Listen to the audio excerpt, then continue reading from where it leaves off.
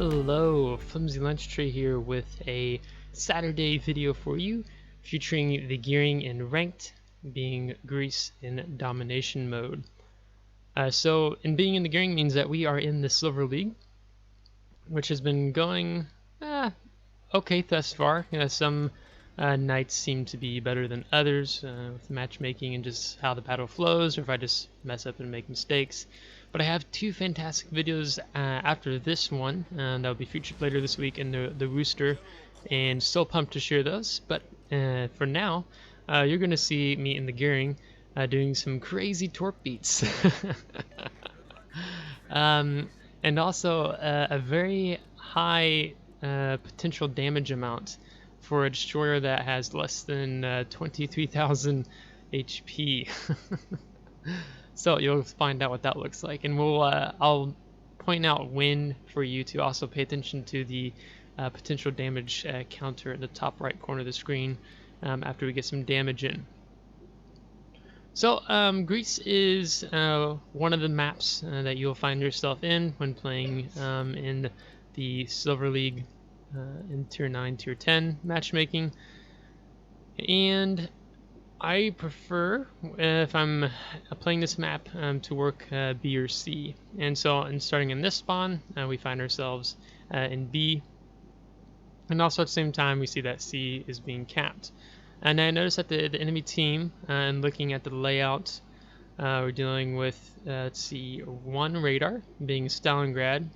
And so we're paying attention to our mini-map, trying to find out where the ships are going. So it looks like we can tell that the Kleber is going towards A, which means that I'm expecting the Fletcher and maybe even the Shimakaze to be over here on this flank. So that's going to be a guess that I think that's what's going on. Also let my team know that I am RPF'd in the Gearing, just so that my team is aware that my position is somewhat vulnerable. I like to let my team know if I'm RPF'd in a destroyer, because I switched off of our destroyer and then went on to me, meaning that I'm expecting them to come up this way. I dumped some preemptive torps maybe on the cap. I like to do it on this side of the island because that's where destroyers typically go. As you can see, this is where the Fletcher indeed has gone. And being in this vulnerable position, I have decided to smoke up with having a Thunder and Ghost Curfers pushing in addition to this Fletcher, and I know the Shimakaze has to be somewhere around here. Now, the fun thing is, with this damage that's we're farming on the Fletcher and the smoke blind firing, is that he's going to eat one of those torpedoes that weren't meant for him. But now you can watch our potential damage encounter, which is kind of the shield, the numbers right underneath my damage counter, start ticking up relatively fast, so we avoid the Fletcher torpedoes, and now here comes the Shimakaze torpedoes. And yeah, you can see that counter is continuing to tick up, and here comes another set from the Shimakaze. And basically that potential damage counter where it covers a certain area radius around you. So now I've decided it's not good for me to stay here with Ghost first pushing with his Hydro. I didn't feel safe staying there, and then that's when I spot the Shimakaze. Now Shimakaze is going to slap me with this AP at the same time that the Ghost first slaps me with his AP. So we take a massive chunk there. The reason why I went this direction was as I wanted to get this island between me and the Ghost first and maybe even the Thunder. But being hydroacoustic search has put us in a very vulnerable position because the Ghost Curfers has a 6-kilometer radius. I popped my torpedo indicator to see what the Ghost Curfers is up to. In doing so and not focusing on dodging, we take a chunk there from, did I say the Thunder? Is that the Bourgeon? Yeah, I got that one wrong earlier. So we're going to back off, and I was debating about whether or not dumping torpedoes in on the Shimakaze, but since Ghost Curfers is sitting there, it's likely those torpedoes will just be picked up by the hydroacoustic search. So I've decided to just hold the fire now.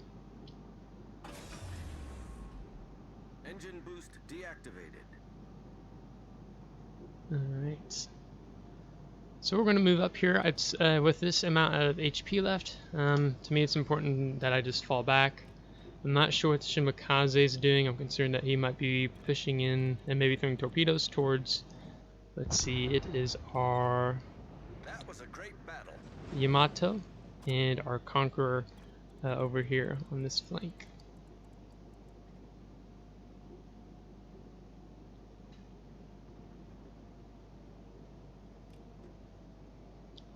So I'm just kind of taking a wide turn here.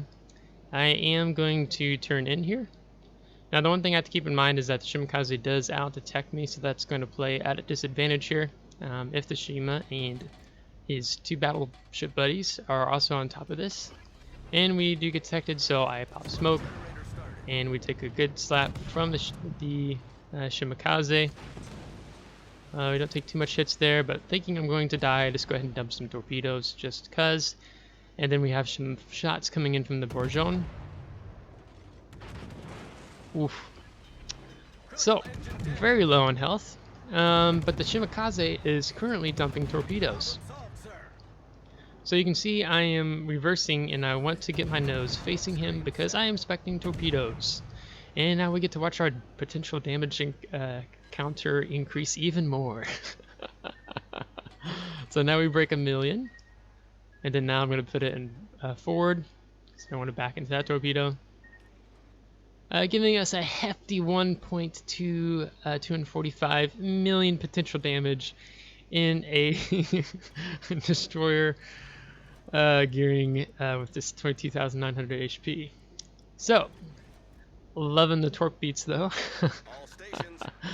So I'm kind of highlight the Shimakaze, hoping my team can take him out. It's not good for me to open fire right now at the moment, but I'm kind of seeing what's going on here. He smoked up, and I decided to take the risk and take a blind fire shot here.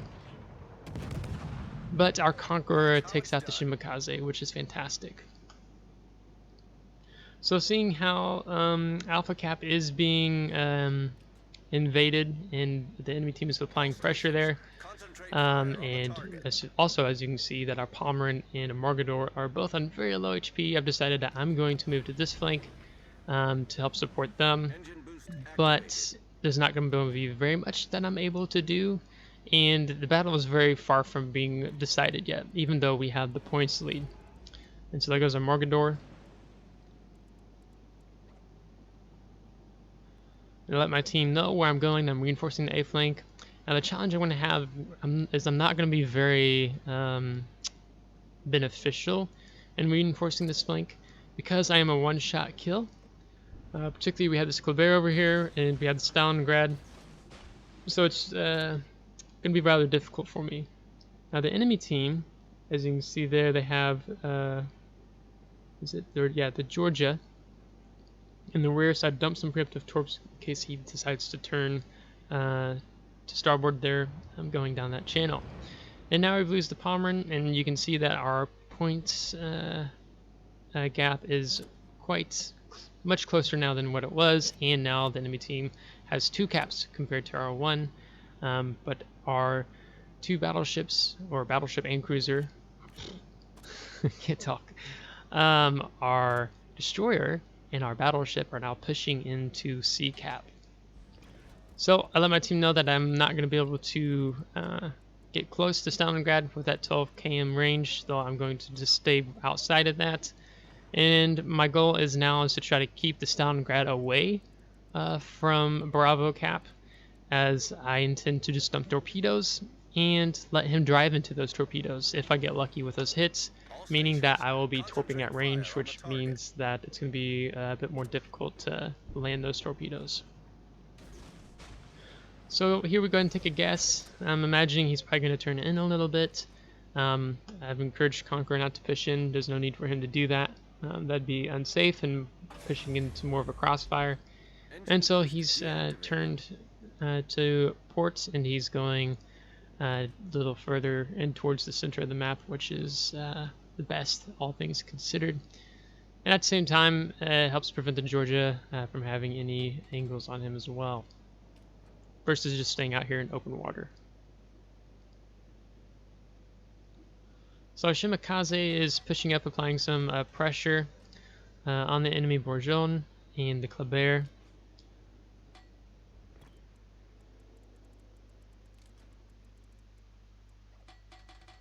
which is interesting. As I look at my replay, it already shows that the Kleber is... Oh, he's on very low health. I can barely see that little bit of red bar he has left. I guess I have a little bit more left than he does. So, we are continuing to watch and keep an eye on Stalingrad. As you can see, I'm not just going away full speed. Now that I'm at this range, I'm staying here and I'm just keeping an eye on dumping torpedoes on him, as I want to be as comfortably close as possible, just outside that radar range. And I'm also keeping him spotted for our team, so they can have a good eye on him.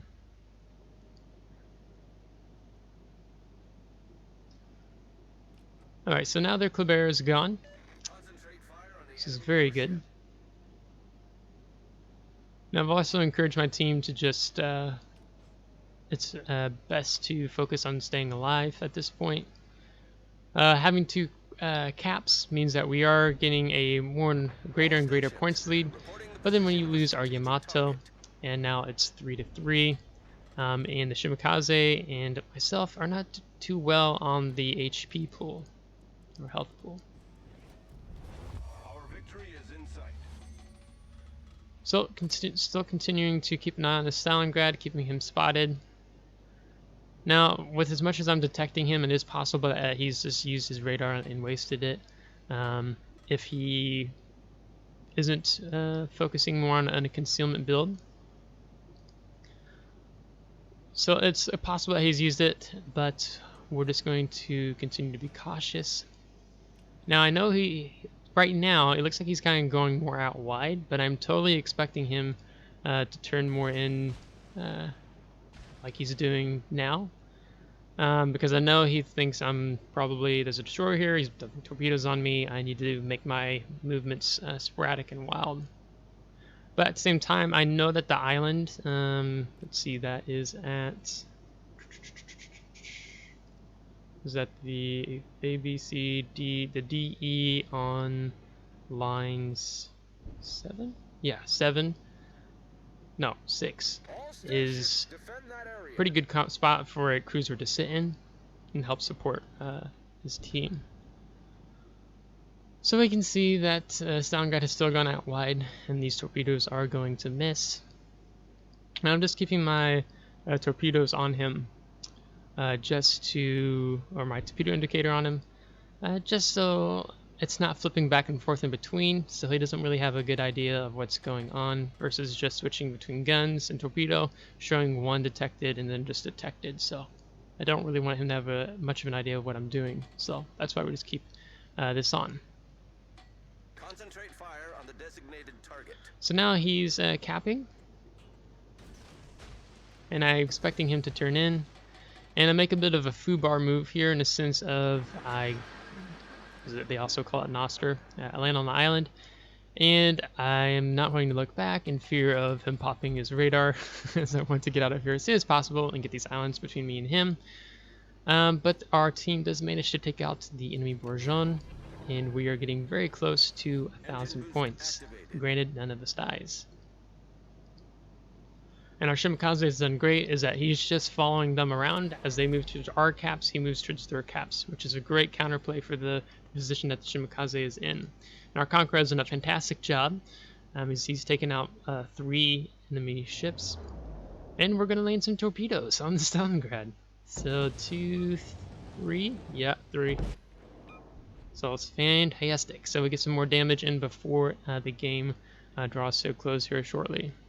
And now we're back outside of that radar range, nice and safe. So this is important to keep in mind when you are a destroyer with a low HP pool. It's best to do all that you can to stay alive and continue to support your team. So this is going to move us up to rank 5. Right now I'm rank 2 as we record this. And did 71,000 damage. We had 4 torpedo hits, 3 incapacitations, 1 destroyed, 2 cost floodings, 2 defended, 1 solo cap, and 5 spotted, along with a dev strike and first blood. So that worked out quite fantastically in our favor. And then we're going to move on to team score and see what we did there. Yeah, so we're going to top the team at what appears to be, to my eyes, 1,851 base experience. as the screen's a little bit blurry in this recording software app. And then the Conqueror came in second with a 3, so it did really good. Then you can see that we pretty much toasted that Fletcher, and we got a nice chunk in there on the Stalingrad towards the end, as well as taking a good portion of the Shimakaze's health. And just a couple shots on the Gross Occur first. And you can see the potential damage of 1.24 million with the capture points, defense points. And with premium accounts, we're going to end with 236,000 credits total as profits. And some more Elite Commander XP, as I have my Gearing Commander at a 19 points. So in all, really good battle on Greece, and I hope you enjoyed the battle as well. I've never got that high number of potential damage in a destroyer before, as far as my memory can recall. To me, was quite crazy, and was kind of lucky with the positions I was in with those torpedoes coming in, but it further signifies the importance of when you know you're dealing with destroyers and you're also a destroyer in a smoke screen, to be nose in. Don't be sitting broadside in the smoke screen. Smoke screens are just torpedo magnets. So when you know roughly where the direction of a destroyer is, as we saw in both instances, I pointed my nose in. And Gearing is such a great destroyer to do that in because 2 of the 3 turrets are located in the front. So that really works well for Gearing to continue to focus on putting your firepower on your enemy targets and ships. So if you enjoyed today's battle, give it a thumbs up. If you didn't, give it a thumbs down. Subscribe if you want to see more, and if you have already subscribed, thanks so much. I have been considering whether or not to do a video on how I have my Gearing captain structured, but I'm really uncertain since we're about to have the commander captain rework dropped. So if you do want to see it, let me know. If not, then I intend to do one after the rework, as there's going to be some things that I do want to keep in line with my current build. But we'll have to see what it looks like all said and done with the captain rework. So until next time, take care.